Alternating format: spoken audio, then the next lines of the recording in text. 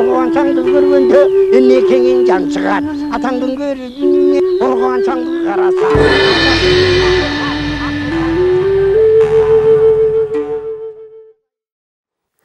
Assalamu alaikum urmаттуу телекөрүүчүлөр. Кайрадан сиздердин назарыңыздарга башканы коюп Манастай теле долбоорубуздун кезектеги чыгарышын тартуулайбыз. Албетте биздин башканы коюп Манастай рубрикабыздын алкагында байыркы кыргыз тарыхы менен катар эле Манас баштаган улуу кыргыз эпосторунун маани маңызы, анын жашоодогу кыргыз турмушундагы орду сыяктуу маселелер менен катар эле бүгүнкү жашообузда болуп аткан окуяларды дагы чагылдырууга туура келет. Мына бүгүн Кыргыз Республикасынын эгемендүүлүк алганынан 30 жыл болуп отурат. 30 жылдын ичинде биз эмнеге жетиштик, кандай ийгиликтерге жеттик, эмнеден каржы алдык, эмнеден кыйналдык, мына ушул маселелердин айланасында сөз кылалы деп отурабыз. Мына 2 жолу, 3 жолу революция болду. Ошол 3 революциянын жасалгандан кийин бийликке келген адамдардан кыргыз элинин үмүтү өтө зор болуп, экономикалык жактан, социалдык жактан, руханий жактан, бардык жагынан Кыргызстан өнүгүү жолуна мына түштүк деп атып эле кайра адашып калганыбызды моюнга алып, кайрадан революция болуп келүүдө. Дүйнө эли, башка мамлекеттердин саясатчылары дагы Кыргызстанды бир жагынан суктануу менен караса, эр жүрөк эл экен, баягы элге кызмат кылбаган, бийликти тез эле айдап чыга турган эл катары баалашса, экинчи жагынан бул элдин келечеги жок деген сыяктуу дагы пикирлер айтылып, социалдык тармактарда жазылып айтылып калганына күбө болуп келебиз. Мына ушул жагдайдан улам биздин кыргыз мамлекетибиздин келечеги кандай? Канткенде биз кептелген туңгуюктардан чыга алабыз? Мына ушул маселелерди камтыган 3-чү революция эрдик аркылуу өнүгүү деген чоң бир эмгектин автору биздин замандашыбыз, жазуучу, публицист Муса Сапаев агайды чакырганбыз. Кош келипсиз агай. Мына 3-чү революциянын негизинде кандай бир ийгиликтерге жетишибиз керек, ушуларды өз китебиңизде камтыган экенсиз. Шунун айланасында биздин телекөрүүчүлөргө кеп куруп берсеңиз. Абдан туура айттыңыз, Темирбек мырза. Мына Манас бабабыз кандай эрдик менен, кандай өзүнүн жанын канжага байлап, башыны тобокелге салып, ушул бейиштей ала тооду бизге мурастап калтырып, ошол алтын мурасты, ошол албан ыйык мурасты кастарлап көкөлөтүп көтөрүүгө жол ачылып, тарыхыбызда миңдеген жыл, 7000 жылдык деп айталы, чыныгы толук кандуу эл аралык укуктук ченемде таанылган дүйнөдөгү азыр 200-дөн ашык мамлекет бар. Ошонун катарында турган мамлекеттүүлүк колубузга тийип, ошол Манас бабабыздын элестеткен үмүтүн, көкүрөгүндө баккан ойлорду биз кандай кастарлай алдыкпы? Эгер албасак, эмне үчүн кастарлай алган жокпуз деген чоң суроого жооп издей турган учурда ара жолдо турабыз да. Себеби дегенде мына 30 жыл болуп атат. Бул 30 жылдыкты бардык постсоветтик өлкөлөр белгилеп атышат да.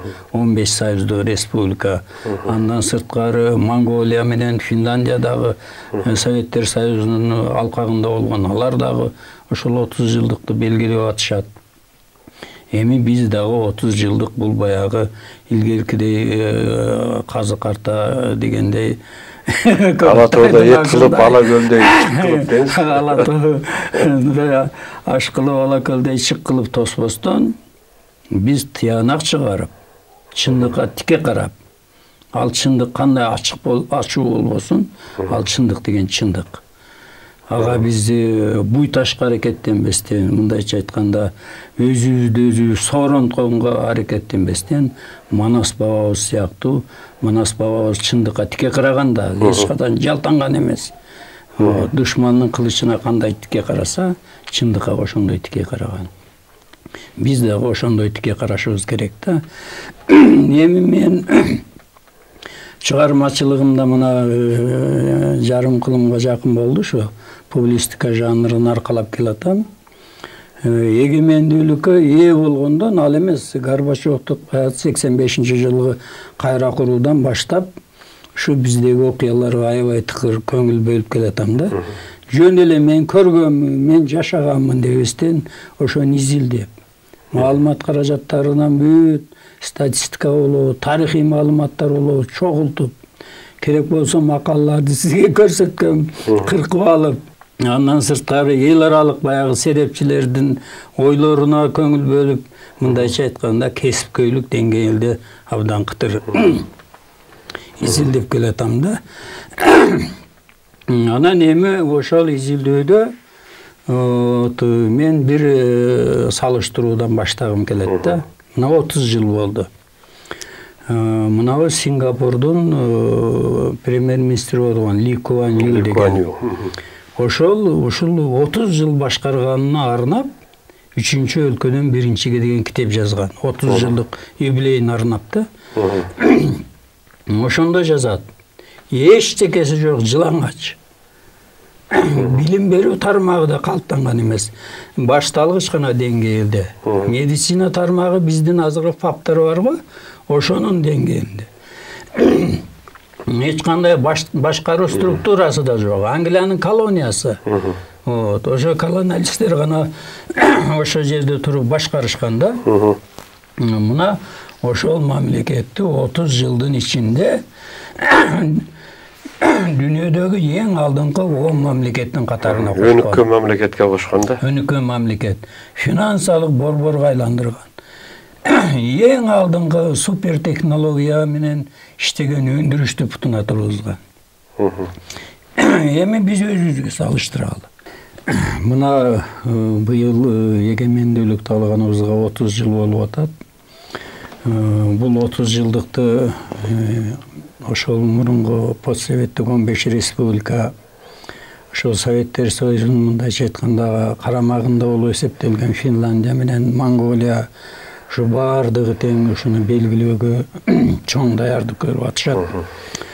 Эми мен бул темага кайрылганым мына өмүр бою ушу публистика жанрында айрыкча Горбачевду кайра куруудан кийин ушу кыргыз мамлекетинин, кыргыз өлкөсүнүн тагдырын жөн эле баягы күбө катарында эмес, ошону кытыр изилдөөчү катарында, маалымат каражаттардан, чет өлкөлүк серепчилерден изилдөөчү катарында келатам да.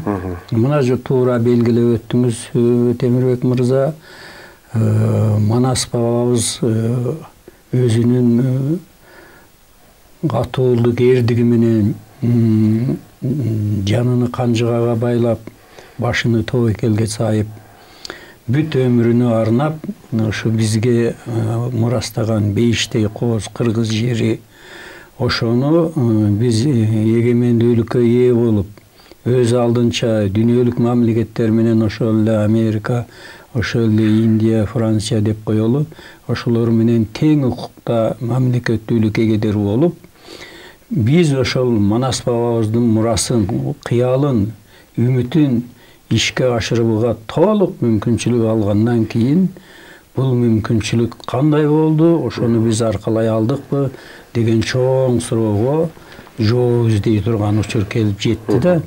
Себеби дегенде бул 30 жылдык торколуу той, бул Көкөтайдын ашындай ала тоодо эт кылып, ала көлдө чык кылып тоспостон, ушул 30 жылды Манас бабабыздын эрдигиге тете, чындыкка, ал чындык кандай ачуу болбосун, ал чындык ага айбыкпастан, жалтактабастан, мындайча айтканда жылмалабастан тике карап туруп, ошол чындыктан таамай бир чечимдерди таап, бул убакка чейинки кетирген каталарды түп тамырынан жоюунун жолун табышыбыз керек. Ошон үчүн мен эки мисалдан баштагым келет. Биринчиси мына Сингапур мамлекети, Англиянын колониясы болгон. Мына ошону 30 жыл башкаргандан кийин Ли Куан Ю 3-өлкөдөн биринчиге деген 30 жылдык юбилейге арнаган өзүнүн китебин жазганда, ошондо жазат: эчтекеси жок дейт. Билим берүү тармагы башталгыччы деңгээлде.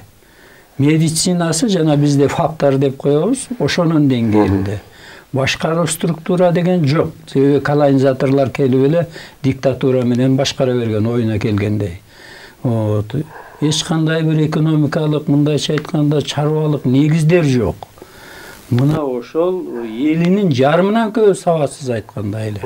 Мына ошол абалдагы мамлекетти кандайча 30 жыл ичинде дүйнөдөгү эң өнүккөн 10 мамлекеттин катарына кошуп, супер технологиялуу, информатикасы өнүккөн, анан эң негизгиси дүйнөлүк финансы борборуна кандай айландыргандыгын жазат да. Эми ошого бизди салыштыралы. Биз 1991 жылы эгемендүүлүктү алганда биз бардык 400дөн ашык өнөр жайыбыз. Эми өнөр жай дегени менен анын 4 тармагы бар да. Оор өнөр жайы деп коет, машина куруу өнөр жайы, жеңил өнөр жайы, анан тамак аш өнөр жайы деп. Ушул 4 өнөр жайы тең өнүккөн республика. Андан сырткары айыл чарбасы, биз айыл чарбасынан Орто Азия аскер округуну эт менен камсыз кылып турганбыз. Өзүбүздү Кыргызстан негизинен 90%дан ашырып тамак аш менен камсыз кылганбыз. Анын ичинде кант дагы, эт сүттү айтпай эле коелу, бемалал өзүбүздү өзүбүз камсыз кылганбыз. Ал эмес ун менен да камсыз кылганбыз. Мына ошол мамлекет бүгүн 30 жылдан кийин эч кандай өнөр жайы жок. Өнөр жайдын бардыгы талкаланган. Бир гана ошо жеңил өнөр жайдан тигүү тармагы кичине жанданды. Ал дагы баягы майда сектор кустардык түрдө болуп калды. Кустардык түрдө. Чоң баягы миңдеген адам иштеген, мисалы ошол эле Уилксон бар эле, Кыргызстан кыргызчылыгы бар эле, дагы башка фабрика, же болбосо Ошто тиккен чолпон фабрикасы бар эле, Ошто фабрика бар эле деңиз. Ошто 16 миңге жакын адам иштеген, шелк комбинат бар эле, шелк комбинат бар эле, ушул жеңил өнөр жай. Кара-Балтада 16 мамлекетке экспортко чыгарган килем комбинаты бар эле. Мына ошолордун бардыгы бүгүн жок. Андан экинчи бир мисалды келтиргим келет. Биз 1936 жылы өз алдынча Кыргыз Республикасы болдук. Мамлекеттик макамда бардык, бийлик структурасы бар, конституция кадимгидей кабыл алдык. Ошол 36 жылдан Горбачевдук 85 жылга чейин 8-5 жылдык планды кабыл алдык. Өзүбүз Кыргызстан өзү кабыл алды. Бизде госплан деген бар эле да, ошол түзчү. Ошол 8-5 жылдык планды бардыгын тең толугу менен аткарганбыз. Кээ бир көрсөткүчтөр боюнча ашыра аткарганбыз биз. Ал эми эгемендүүлүк жылда, 91 жылда бүгүнкү күнгө чейин 1991 жылы Насирдин Исановдун демилгеси менен Кыргызстанда өнөр жайын калыбына келтирүүнүн жана өнүктүрүүнүн улуттук программасы деген программа кабыл алынган. Ошодон баштап 6 ийри программа кабыл алдык. Биринде турмушка ашыра алган жокпуз. Ашыра алганы мындай турсун. Улам тереңде бараткан кризисти токтотуп да кала алган жок ошол программалар. Буга эмне себеп деп ойлойсуз? Ошо кандай сиздин анализиңиз боюнча? Азыр секин айтам. Мындан сырткары биз ар кандай реформа, реструктуризация, модернизация, реконструкция деп отуруп, тармактык 127 ар кандай программаларды, реформаларды кабыл алдык. Мисалы сүт жылы деп дарыяладык, дан жылы дедик, мал чарбасын өнүктүрүү жылы дедик, дагы ошого тоо жылы дедик. ушуга окшогон жылдарды анан кийин билим берүүнү модернизациялоо дедик, медицинаны реформалоо дедик. Сот реформасыны 95-жылы башталган ушу бүгүнгө чейин аягына чыга албай келатабыз. Аларды дагы биз турмушка ашыра алган жокпуз да. Демек сиз тиги Ли Куан Ю 30 жылда өнүктүрсө, биз 30 жылда өнүккөн мамлекетти талкалап жок кылдык да, 2,5-3 эсеге ошол Кыргыз Республикасы абалдан 2,5-3 эсеге төмөн түшүрүп жибердик. Бардык тармагынан. Эми дагы бир кызык жери бар. Биз бүгүн өнөр жайы жок, жалаң гана агрардык республикабыз. Агрардык деген сөз айыл чарбасыга таянган. Эми ушуну алып көрөлү. Эгерде Советтер Союзу мезгилинде биз 92-96% азык-түлүк тамак аш боюнча өзүбүз камсыз кылсак, бүгүн 70%га жакын импорт менен тамактанабыз. То есть өзүбүз 30%га эле камсызданабыз. 30%га гана камсызданабыз. Азыр биз бир дагы продукта боюнча өзүбүз камсыз кыла албайбыз. Анын ичинде этти дагы, этти да экспорт алып келебиз биз. Süt azıklarının kıyla durusu ol vardı ele 2 yıldan beri al da düşüp gitti. Savuz boyunca özümüzü Geçitten beri ajiyataş bulmadık mı? Hiç sonundan aşıp gitti de. Gördünüz mü? Buna bul jagıdan alıp karaganda dağı biz anan en kızık jeri elibizden yarımından köp azыр айыл чарбасы менен алектенет.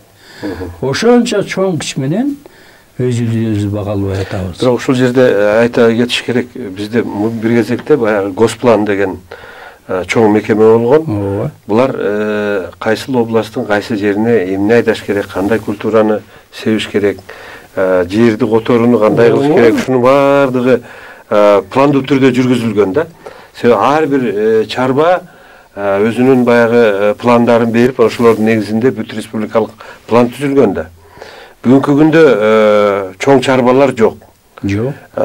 Жеке чарбалар болуп калды. Жеке адамдар кайсыл культура кымбат болсо быйыл, эмки жылы ошол культураны айдайт да. Анан карасаңыз, мисалы үчүн Союз быйыл мына 100 сомго чыгып атса, эмки жылы баарыбыз Союз айдайбыз. Союз 10 тыйын болуп калат да. Анан башка продуктулар, картошка, эмелер кайра Ал эмес мына чүйдө капустаны 2 жолу капустадан банкрот болуп 1000 тоннадан ашык капустаны ыргытышка аргасы болушпадыбы? Эми Мусаке, сиз ушуга биздин өкмөт менен баягы жетекчиликтерге кандай сунуштарды берип атасыз? Балким кайра госпланды кайра калууна келтириш керекпи? Же болбосо бизде айыл чарба министрлиги бар да. Мен түшүнбөйм да, айыл чарба министрлиги эмне менен шугулданат? Себеби чарба жок болсо, чарбанын баары жеке менчик болсо. Мисалы үчүн айыл чарба министрлиги дыйканга келип, сен быйыл нону себесиң деп айта албайт да. Же болбосо үйрөнүм бере албайт. Туурабы? Же болбосо баягы илготалуу түрдө күзүндө эсептешесиң деп кредит алып бере албайт. Анан кандай таасири болот? Yani ушул боюнча кандай сиздин пикириңиз, сунушуңуз бар? Анан дагы бир кызык. Биз капитализмге өттүк. Социализмден 30 жыл болду. 30 жылдын ичинде биздин бир капиталист чыккан жок. Классикалык үлгүдөгү капиталист. Мисалы Америка, Германия, Франция загы башка. Барбы олигархтарыбыз барбы капиталисттер? Олигархтар алар капиталистке кирбейт. Алар жөн эле сборщиктер деп коет. Акча чогултуучулар. Чоң аянтты алат, чоң жерди алат. Аны базар кылат, биринчи жерди алып эле үстүнө такта эле таштаган. Такта таштап ар бир адамга 1 метр, 1,5 метрден жер берип, күнүнө 500 сомдон акча бересиң дейт, иши жок. Ал товарды өзү алып келет, башка кымдайча айтканда өндүрүштүк, уюштуруучулук жок. Жөн гана акчаны чогултуп эле отура берет. Муну сүткорлук система. Кыргызча айтканда сүткорлук система. Сүткор, илгери айткан сүткор. Сүткорлор мындайча айтканда илгерки байлар мардикерчилик деп койгон. Мардикерлерге Анан Чаракер деген жерini берген, мына жер. Анан урукту берген, болду. Түшүм алгандан кийин ошо түшүмдүн 4/1 жанагы эме алып, 4/3 бөлүгүнү жана жер менен урук берген адам алган. Ага кам көргөн эмес. Эчтекеси менен иш. Жерин арендага эле берип койгон, болду, анан кийин түшүмүн алып берген да. Анан малды да ошондой кылган. Малды мисалы 100 кой берсе, кийин коз алат да, төл алат. Төл алганда ошо 4/1 козусун алып калган акысыга. Калганын кайтарган. Бул сүткорлук система. Азыр биздеби сүткорлук система, биздин азыр байлар ошол системага өттү. Складдарды берип коет арендага. Сөз жеңил экен да, өзү башын оорутпайт. Убагында приватизация кылып алып алган жерлери бар, ошолор берип коет деп эметет да. Өткөндө 3 жыл мурда мен бир кызык адамга жолуктум. Ошо бир жерлерде складдары бар экен, анан үйлөрү бар экен. Ошолорду адамдарга берип коюптур дагы. Ошонун чоң акча түшүп турат экен, эч иштебейт экен. Бир 10 жыл болуп калды дейт, аялым экөөбүз дүйнөнү кыдырып эле жүрөбүз дейт, түшкөн акчаны каяка сарпташын билбей, бир 30дан ашык мамлекетти кыдырыптыр. Жылына 2 мамлекетке барат экен. Жөн акчаны чогултуп алат экен. Алар эмне кылып атат, кантип ал жерден акча чыгарып атат, башын оорутпайт. Капиталист кандай капиталист? Капиталист биринчи ал мамлекетти өнүктүрө турган багытты аныктап туруп, жаңы технологияны киргизип, инновацияны киргизип. Мисалы мына Цукербергди алалы, Илон Маскты алалы, же болбосо жанагы информатиканын атасы бар го. Мына ушуларды алалы, же болбосо илгерки Американын капиталисттерин алалы. Дюпон, Хант дегендер болгон.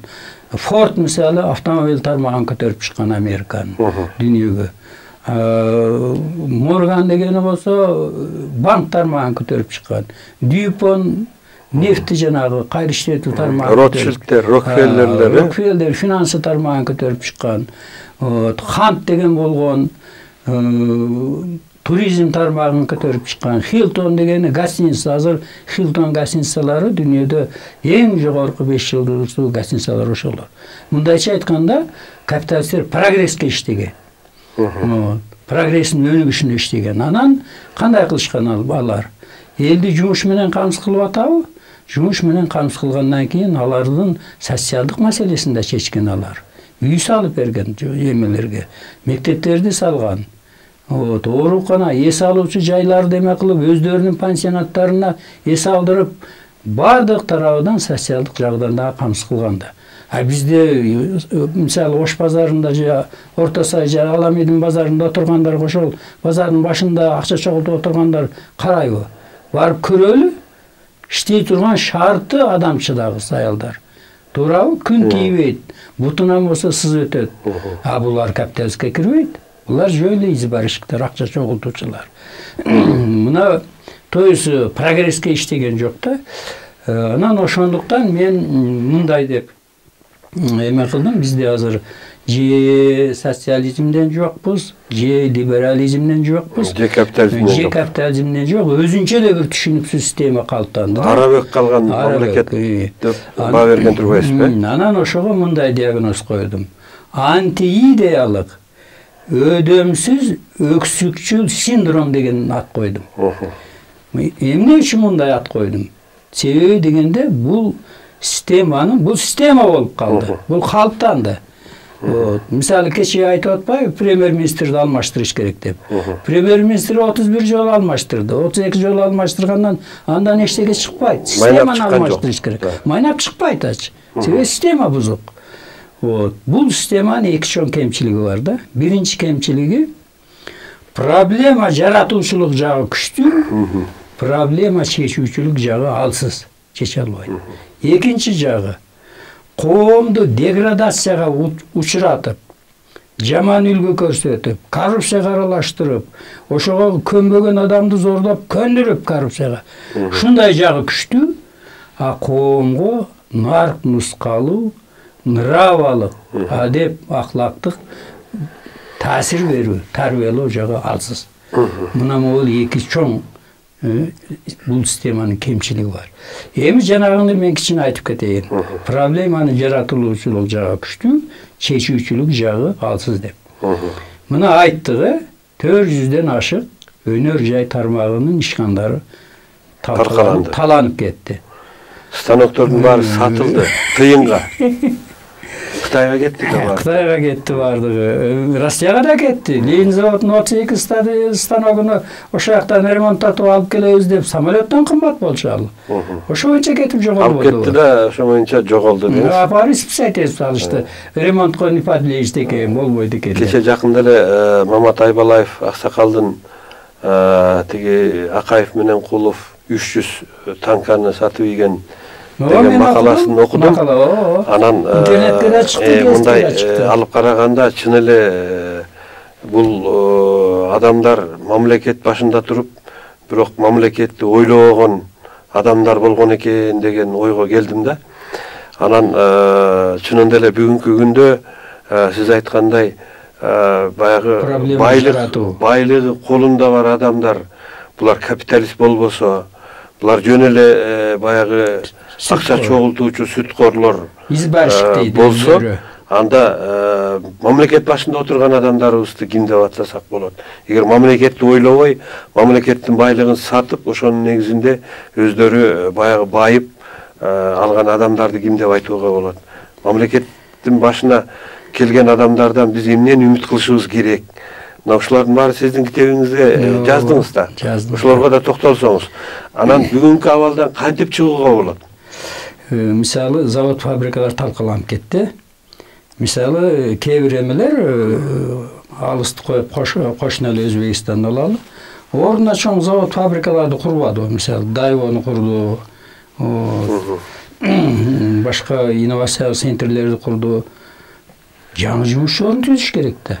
Өнөр жайдын талкаланып кетишине бизде миллионго жакын адам сразу жумушсуз калбады. Ошонун баары тышта жүрөт да. Бүгүнкү күндө баягы эң арзан жумушчу кол катары Россияда, Казакстанда, алыскы чет өлкөлөрдө жүрөт. Казак туугандар эле тиги Кыргыздан жумушчуларды күтүп алып, менин кулум бар деген нерсеге чейин айтылып да кетти да. Бул дагы биздин бир чети намысыбызга тийген менен айла жоктон ошо жумуш издеп ошол жакта жүрүшөт да. Анан проблеманы көтөргөндү биз билебиз. Проблема жаратканды билебиз сиз айткандай.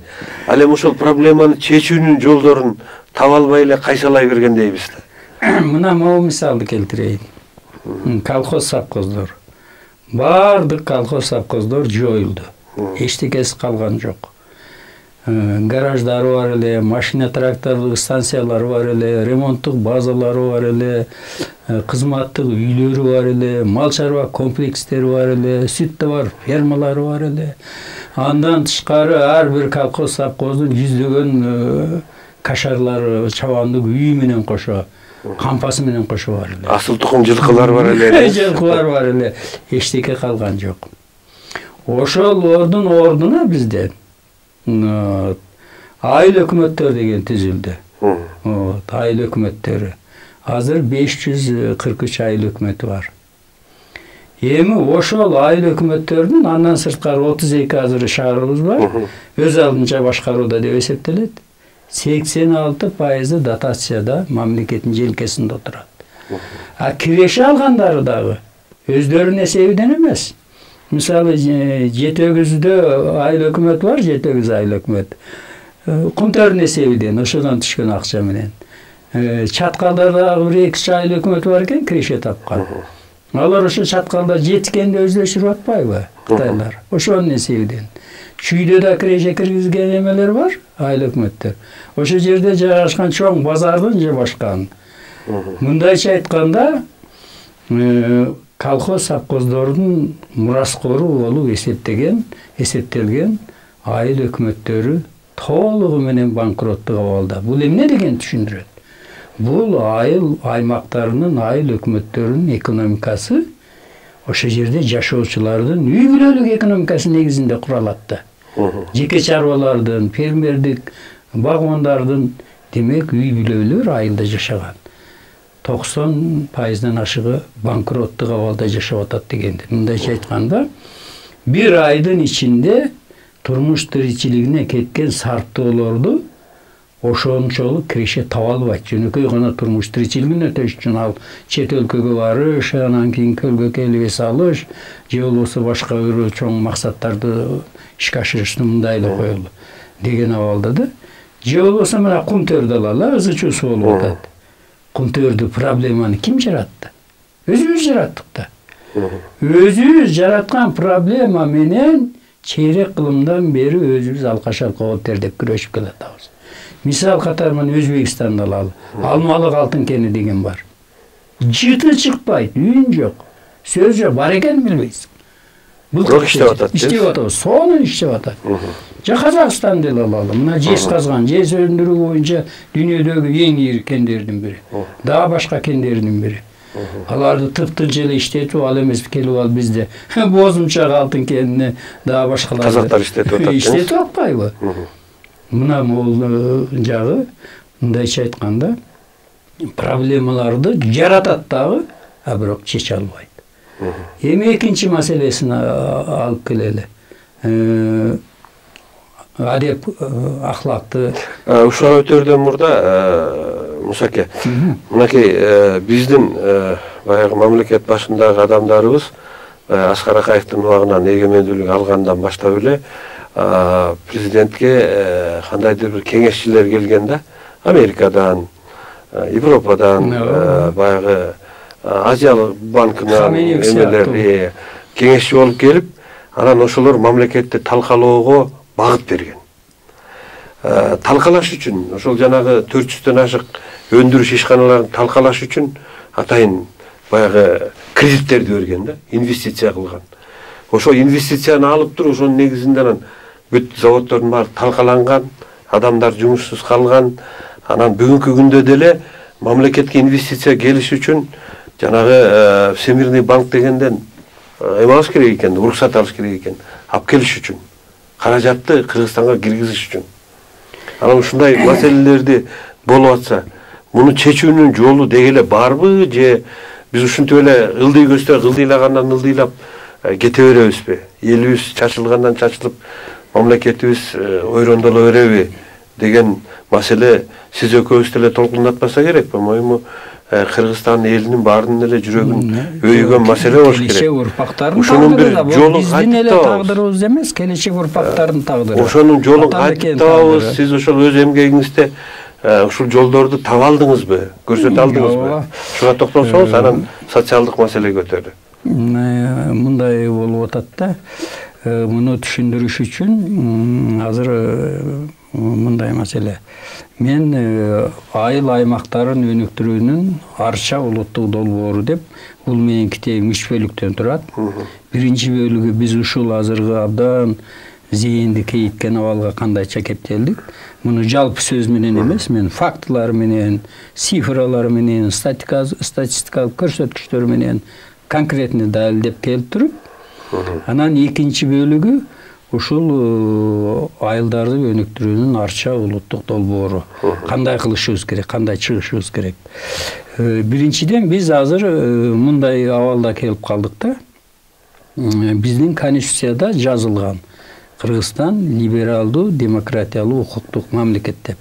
Биз 10 жолу конституцияны алмаштырдык, бирок бул принцип өзгөргөн жок. Бул эми баягы либералдык коомдун негизги талабы ошол боюнча жазылып да. Бирок өзүбүз жашообуз 30 жылдан бери баягы Советтер Союзунун буйрук тескөөчү административдик системадан чыга албай келебиз. Чыккан жокпуз, ошо боюнча сакталып турат да. Мына алып көрөлү, азыркы бүгүнкү конституция боюнча алып көрөлү. Бизде президент бар. Президент министрлер кабинетинин төрагасы, эми мурда премьер-министр эле, азыр эми атын эле өзгөртүп коюшту. Өзүнүн буйругун чыгарат, мисалы, моундай ишти аткарасыңар деп же көрсөтмө берет. Ал келип туруп, жанагы министрлер кабинетинин башчысы, же ачык эле айта алып, премьер-министрге келип түшөт. Андан кийин аппарат башчы деген бар, аларда аппарат бар. Министрдин деңгээлинде кызмат болуп эсептелет. Андан аппарат башчыга келип түшөт, жанагы буйрук. Анан аппарат башчыга келгенден кийин ал министрлер тараптарга кетет. Анан ылдый карай жергиликтүү губернаторго барат. Губернатор ал кагазды алат да ошол боюнча эле көчүрүп туруп Hakimler. район акимине жөнөтөт. Район акими алып туруп карайт дагы айыл өкмөттүн башчыларын чогултуп бирден кагазды берет, ма аткарасыңар деп. Айыл өкмөттөр өзүнүн башына барат дагы айыл башчы дегендер бар. Вот. Азыркы айыл өкмөт эмилгерки колхоз совхоздун директору десек, айыл башчы мурунку баягы бөлүм башчысы, управляющий отделение жок, бригадирден жогору турат. Управляющий отделение, анын кол астында бригадирлер болчу. Управляющий отделениянын ролунда да айыл башчыга берет, ма аткар деп. Айыл башчы бере турган эч ким жок. Эч ким бир дагы адам айыл башчыга баш ийбейт. Ал башын тырмап турган жооп жазып коет, тана аракет этти өйдөгүз да. Себеби дегенде алар жөн эле жок, айыл башы биз сага баш ийбейбиз деп эмес. Конституцияда каралган өз алдынчалык жана көз карандысыздык укукту конституциянын беренесинин негизинде баш ийбейт. Мыйзамдык негизде алар. Көрдүңүзбү? Мына биздин азыркы кризисте отургандыгыбыздын негизги диагнозу ушунда. Демек эмне кылыш керек? Бул система уже өзүнүн жараксыз абалга келгенин факты түрүндө да көрсөттү, реализм түрүндө да көрсөттү да. Демек муну биз жөн эле мындай азыркы методко салуу менен мындайча айтканда жанагы көрсөтмө силер аткарбай атасыңар болсо бошотобуз деп мына азыр премьер-министрди кечээ жогорку кеңеште бир топ эме кылышпадыбы, сын тагышып нары бери кылып керек болсо мен кызматты тапшырып берем дегенге чейин алып барышты. Ушул методду, а бул метод менен коом өнүкпөйт да. Ошон үчүн мен анализдеп туруп мындай деп атам. Биринчи иш башталганда областтар менен райондар жоюлуш керек түп тамырынан.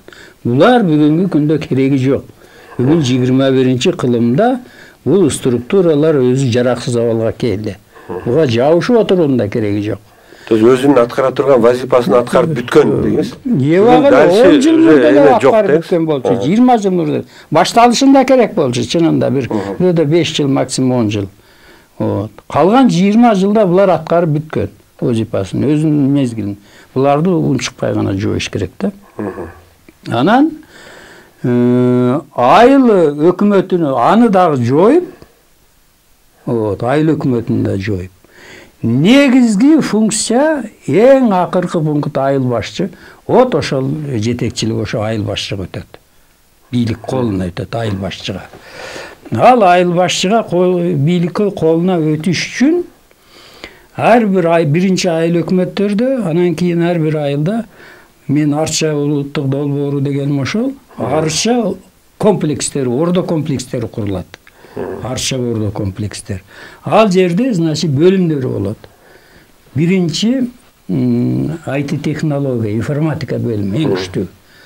Андан кийин адистешкен китепкана. Бизде азыр китепканага барсаң, окуй турган китеп жок, эчте бирдеке эме болуп алган.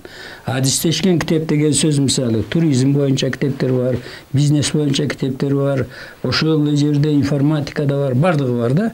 Мисалы, Россияда эмес, Америкадагы китепти суроо берсең, уже ошол китепканадан алып окуса болот да.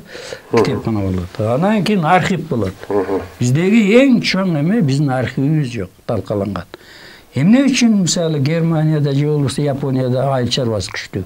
Себеби 15-чи атасы эмне эккен ошо жерге? Кандай түшүм алган? Кандай эме берген? Жер семирткич берген?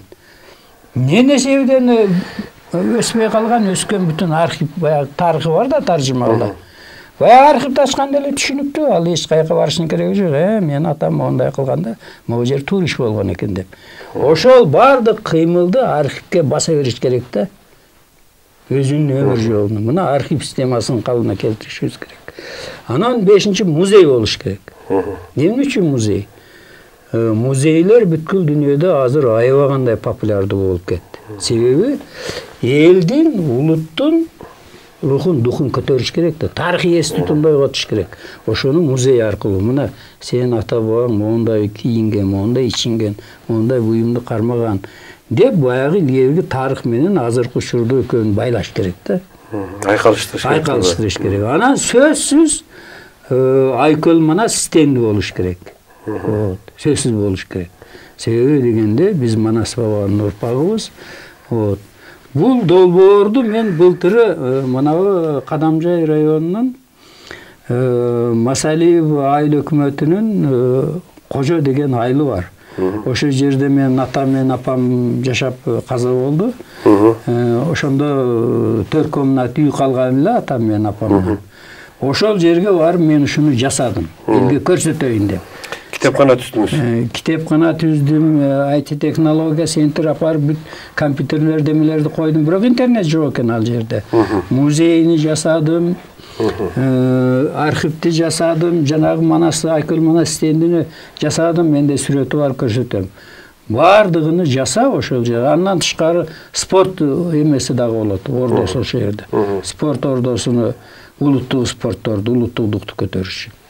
Мына ошондой центр болуп туруп, жанагы жергиликтүү өз алынча башкаруунун айыл башчысы бар го.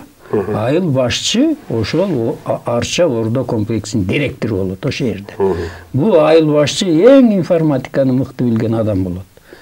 Андан сырткары бүт бардык эмелер иш жалпы жамааттардын чогулушу аркылуу чечиле турган болот. Азыр жергиликтүү өзүнүн өз алдынча башкаруу деп айтат дагы, азыр жамааттардын колунда эч кандай укук жок. Мына жергиликтүү кеңешке шайлоо болду.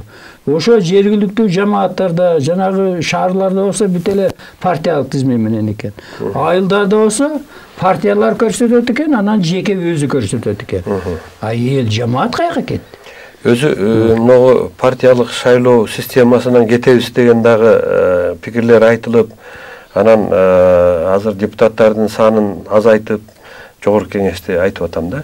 Анан жарым жартылай партия менен жарым жартылай баягы мажоритардык түрдө жеке баягы участоктардан шайлана турган система кирип атат да. Анан ушундай учурда мына кече күнкү өзүңүз айткан премьер-министрдин маселесин караган парламенттин жыйынында чынында бул парламентибиздин суроо өтүп кеткен. Легитимсиз да, мындайча айтканда. Бирок легитимсиз болгону менен ушул парламент баарын чечип атпайбы? Президенттин дагы укуктарын баарын бекитип берди. Анан кийин бүгүнкү күндө мыйзамдарды дагы кабыл алып эме кылып атат. Идея боюнча парламентке шайлоо өтүш керек эле. Бирок аны улам жылдырып күзгүгө калтырып атат да. Күзгө чейин кайра эле легитимсиз парламент иштей бере турган болуп атат. Аны ушундай жактан алганда дагы бизде жанагы айланпаш болгон койлор болуп калат го, бир ордун айлана берген. Ошол сыяктуу эле бир системада жашап аткандай туюм калтырат да. Туюм эмес, дал өзү ошондой. Себеби дегенде мындай болуп атат да. Бул жерде эки маселени карашыбыз керек. Биздин 3 жолу революция жасаган элдин кызыкчылыгы. Эл эмне үчүн 3 жолу революция жасады? Айтып атат, эл мындай масса жок. Биздин элибиз даанышмандык кылышты. Эмне үчүн даанышмандык кылды? Көрдү, мамлекеттин өнүгүшү туңгуйга баратат. Келечек жок, жарык көрүнбөйт. Анан кийин айтты, жолдоштор, муну менен каяка барабыз биз? Болбойт деп 2005-жылы 24 апрелдеби? Апрелде көтөрүлүп, Аскар Акаевич Москвага кетишке аргасы болду. 24 мартта. 24 мартта көтөрүлдү. Анан кийин 7 апрелде. Андан кийин Баки 5 жыл отурду, караса мурункудан бетер. Эл карады да, муну менен болбойт. Мамлекет кошуналарды карагыла, башкалар биз артта калып атабыз. Деп эл баягы манастык дух бар экендигин көрсөтүп, бул генетически бар экендигин көрсөтүп, бул жөн куру сөз эмес экендигин дәлелди да. Кайрадан эл бул жерде данышман көрсөндүлүк кылып атат. Себеби келечек муундардын тагдырыга тынчсызданып атат да. Ооба. Дагы кулатышты да. Кулатты да 10 жылдын ичинде эмне болду? 3 президент алмашты, бирок кайра дагы артка кеткендей сезим калып атат да. Сезим эмес, статистика боюнча да артка кетип атат. Ошонун негизинде тиги Атамбаев отурат. Мына бүгүн эртең Сооронбайды да отургузат деген сөздөр кетип атат да. Анан ушул жагынан алганда чыны менен биздин мамлекетибизде аябай эле оор болуп атат. Бүгүнкү Садыр Жапаровго деле оор болуп атат да.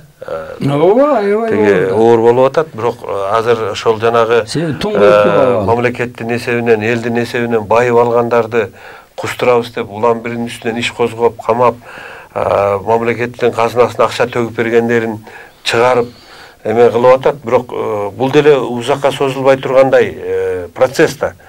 Ну, bir 20-30 kişini oturguzat, аларды кустурат.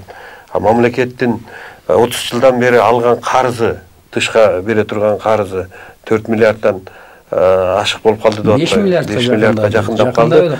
Анан ошол карызды кайра эле карыз алып атабыз да, кайра эле кантип жабабыз, канткенде жабабыз деген дагы маселе болуп атат да. Анан Мусаке жанагы арча борборлорун деп атпайсызбы? Мейли, бүгүн губернаторларды жойлук дейли, акимдерди жойдук дейли, айыл өкмөттөрүн жойдук дейли. Бирок ошол арча борборун түзгөндө ошо жерге даяр адистерибиз жок да. Аларды даярдаш керек да алды менен. Кандай болот ушул маселе? Ал мындай да, арча борборун куруп жанагы шартты түзгөнүн себеби биз бир нерсеге көңүл бөлбөй келатабыз да. Биздин негизги байлыгыбыз адамдарыбыз. Туура. Ошол адамдардын жан дүйнөсү. Ошол ар бир айылдагы үй бүлө менен иштеш керек.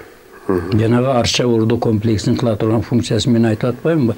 Бардык шарттар болот. Ал жерде тренингдик жанагы занятия өтө турган бөлмөлөр да болот. Анан бая мисалы бир айыл болсо, айыл башыга эми бир айыл карайт да. Ошол айылдын ар бир үй бүлөгө барып туруп индивидуально иштешет да. Эмне үчүн силер өнүкпөй атасыңар? Эмне болуп атат? Кандай ою бар? Азыр барсаңыз айылга, жөн эле эшигин алдындагы бактарагын бутаганды билбейт. Ошо жердеги жакшынакай жер аянттары барлар бар. Чын басып жатат. Кандай кылып ошол кыртышты бир жакшынакай абалга келтирген, аны да билбейт. Мына ошондуктан арча ордо комплексинин негизги максаты өзүбүздүн элибиздин биринчи кезекте айылдын ички потенциалына көтөрүш керек да. Мына ошого багытталат. Ар бир үй бүлө менен, ар бир инсан менен иштеп, анан ошонун арасында мындай идириктүүлөрү болот да. Ою бар, идеясы бар. Анан ошолордун идеясын турмушка ашканга жардам берет. Мына арча ордо комплексинин негизги максатынын бири ушул болот да. Ошон үчүн ал жергиликтүү ар бир жерде жанагыдай комплекс болуш керек. Бизде баягы айыл жерин шаарга айлантабыз, айыл турмушун оңдойбуз, айыл элинин маданиятын көтөрөбүз деген сыяктуу көптөгөн программалар кабыл алынган, бирок алардын баягы ишке ашыруу процесси солгундап отуруп эстен да чыгып калган учурлар көп болуп атат да. Демек, биз кыргыз мамлекетинин экономикасын көтөрүү үчүн, социалдык турмушун элибиздин оңдош үчүн биз биринчи кезекте ушул түп тамырынан өзгөртүүгө мезгил жетти деп ойлойсуз да, Өтүп да. Мезгил жетти, биз баягы өтүп да кетти мезгил, өтүп. Сүткө оозу күйгөн айранды үйлөп ичет болуп эле баягы улам бир реформага баруудан дагы заарканып калгандай учурлар кездешип атпайбы? Абдан жакшынакай сөздү айттыңыз да. Заарканып эмес, мындай болот да. Мына могул азыркы биздин жетекчилер камырабай иштеп атпайбы? Мен айттым го эки кемчилигине. Проблема жаратуучулук жагы күчтүү, проблема чечүүчүлүк жагы алсыз. Коомго терс таасир көрсөтүп, бүт мектептин окуучуларынан бери коррупцияга багыттап, ол эмес детсадтан бери коррупцияга эми упчемген балдарды ошого чейин аралаштырып атпайбы? Бирок тарбиялык жагы жок болуп атпайбы? Бул система демек мындай болгондон кийин бул жараксыз да? Жараксыз. Мындай бир дагы дүйнөдө жашай албайт бул. Бирок Кыргызстанда жашап атат. Эмне үчүн? Себеби бул система жашаш үчүн жоопкерсиздикти киргизиш керек. Жоопкерчилик дегенди такыр алып салыш керек да. Ошондо жашай берет. Мына мен дал деп берейин. Илгери совхоздордо, ар бир совхоздо экономист деген болот эле. Жылдын аягында ошол совхоздун рентабелдүүлүгү жөнүндө отчет бар болчу. Кандай болду? Рентабелдүү демек кирешелүү, а болбосо минуска кетти киреше. эсептеп чыгарып берет эле. Бул отчетты өчүрүп салышкан бүгүн. Бир дагы айыл өкмөтү же болбосо бир да ишкана рентабелдик боюнча отчет бербейт. Мына тәле өчүрүшкөн. Экинчи натыйжалуулук деген бар. Натыйжалуулук кандай? Ар кандай адамдар демилге көтөрөт. Мондай мисалы Зураган Кайназарова өзүнчө демилге, Керимбек Шапаков өзүнчө демилге, Оштоосу Алия Анаров деген 16 кыз дагы башка деген демилгелерди көтөрүп турат да. Ошо демилгеден эмне натыйжа чыкты? Бул боюнча отчет болгон. Ошо совхоздон кимдер кандай жакшы демилге көтөрүштү. Андан биз кандай натыйжа алдык? Мына балачы, муну да сызып таштаган жок. Андан кийин эффективдүүлүк деген бар. Эффективдүүлүк бул чоң түшүнүк. Мисалы бир жерде бир ишкана ачты дейилди, 50 адам иштеген. Ал ишкана ачылгандан кийин анын жанында ошол 50 адам тамактана турган ашкана ачылат. Нарагыдан турмуш тиричилик комбинаты ачылат. Бир жактан дагы бир тейлөө кызматтары же болбосо жана специализда теге турган бөлүм көрдүңүзбү? 50 жумушчу орунун түзүлүшү кеминде дагы 50-60 жумушчу орунун түзүлүшүнө эффект берет да. Көмөк берет. Көмөк берет, эффективдүү. Бул отчетта сызып салган жок азыр. Андан кийин эмгек өндүрүмдүүлүгү деген бар. Производительности туруда. Бул эмгек өндүрүмдүүлүгү эң негизги көрсөткүч бүткүл дүйнөдө. Мамлекет өнүгүш үчүн жыл сайын эмгек өндүрүмдүүлүгү минимальный 1,5 болбосо 3%дан кем болбош керек. А бизде эмгек өндүрүмдүүлүгү азыр СССР заманынан 3-4 ысылдыга түшүп кетти. Муну эмгек өндүрүмдүүлүгүн жыл сайын чыгарыш керек. Буну өчүрүп салышкан жок. Андан кийин аракеттин пайдалуулугу деген бар. Мисалы бирөөлөр семинарга барды, окуду, бир жерден бир консультация алды, аракет кылып атат. А ошодон пайда чыгарды, бир жерге апарып ошону киргизди. Биздин чиновниктер дүйнөнү бүт кезип, биз Америкага барып мал чарбасын үйрөнөбүз, Техаска, Айовага барып деп, Швейцария тамчылатып сугарууну үйрөнөбүз деп, Израилге бир 30дан ашык адам барып келген. Барып. Мына бүгүнкү күндө Кыргызстан боюнча суга суу жетишпейт деп ыйлап атышат. А ошолордун да көрсөткүчү болгон да. Мусаке, мынакей эң сонун проблемаларды изилдеп, анан ушул Кыргызстанды туңгуюктан алып чыгуунун жолун издеп, ошол жолун көрсөтүүгө өзүңүз багыт берген китеп жасадыңыз да. Анан бизде мынакей президентке, ушу өкмөткө ушул эмгектериңизди жеткизип, анан алар жазып жөнөткөн бар. Алар өкмөт дагы ушундан бир тыянак чыгарыш керек да. Бизде кандай сизге окшогон, мага окшогондор баягы эл үчүн, мамлекет үчүн күйгөн адамдар президентке кирип, мен өткөндө кирип чыктым Садыр Нуркожоевичка. 8 маселе койдум. Баары жакшы деп бүт баарын жазып алды, тиги отделине айтты. Андан бери мына мартта кирдим эле, апрель, май. Майда кирген. Жок, мен мартта киргем да. Мына апрель, май, июнь ортолоп калды. Али бир маселе боюнча дагы жооп жок. Себеби ушундай нерсе баягы президенттин айланасындагы аткаруучулардан дагы көп нерсе баягы караштуу болуп калат экен. Ошолордун жоопкерчилигинен дагы. Анан менин тиги сизге атайын студиябызга келип, ушул китебиңиз боюнча кичине биздин элге маалымат бергениңизге баягы ыраазычылык билдирем. Мына 1 саат убакыт деле бир паста өтүп кетти. Анан ушу кыргыз элине, кыргыз өкмөтүнө, кыргыз бийлигиндеги айыл өкмөттөн баштап губернаторлорго чейин кандай кайрылууңуз бар, ошону кайрылып кетсеңиз. Бийлик менин кайрыла турган кайрылуум, мен ушул китебимде Бишкектин жанагы Нуска китеп дүкөнү бар. Эркиндик гүл багы 56-чы эме даректе турат. Ушуну алып бардык депутаттар окуп чыкса терең. Премьер-министрдин аппараты толук окуп чыгыш керек. Президенттин аппараты толук окуп чыгыш керек. Анан муну китептеги көтөргөн маселелер бул кыргыз элинин тагдыры жөнүндө маселе. Келечеги жөнүндө. Мамлекетибиздин тагдырын түп тамырдан өзгөртүү жөнүндө маселе. А буга кайдыгер карап атышат. Эми мунун кайдыгер кароо себебин деле айтып берсем болот. Убактыбыз тар болуп атат. Вот. Onu kaydıger karap mınday stoldan çettetip kitapты жазып берем. Мындай дей турган китеп эмес. Вот ошондуктан мен суранам, өтүнөмүн. Ошо менин эмгегимди бул ушу 30 жылдагы изилдөөдөн жаралган эмгек. Абдан олуттуу, салмактуу эмгек. Ошо эмгекке татыктуу маани берүүнү суранып өтүнүп кетем. Мусакенин китебинин аты «Үчүнчү революция эрдик аркылуу өнүгүү» деп аталат экен. Мына ошол Муса Сапаевичтин китебин нуска дүкөнүнөн алып окуңуздар, урматтуу замандаштар, урматтуу жетекчилер, айыл өкмөтүнөн баштап президенттин аппаратында иштеген президентибизге чейин ушул китеп менен таанышсаңыздар, балким Кыргыз Республикасын экономикалык баягы өнүгүү жолуна салууга сиздерге жардам бере турган китеп деп айтар элек. Анда Муса аке, сиздин атайын келип куруп берген маегиңизге дагы бир жолу ыраазычылык билдирем. Оорубаңыз, сак болуңуз, кыргыз эли үчүн дагы да кызматыңызды аткарып жүрө бериңиз. Урматтуу телекөрүүчүлөр, ушуну менен бүгүнкү берүүбүз соңуна чыкты.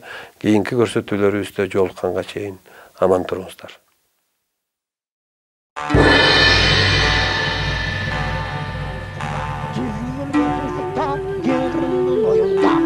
Deniz boyunda orgu çan çıkar. Orguan çandı görgünde eline kengin can çıkar. Atandın görgünde orguan çandı karasa.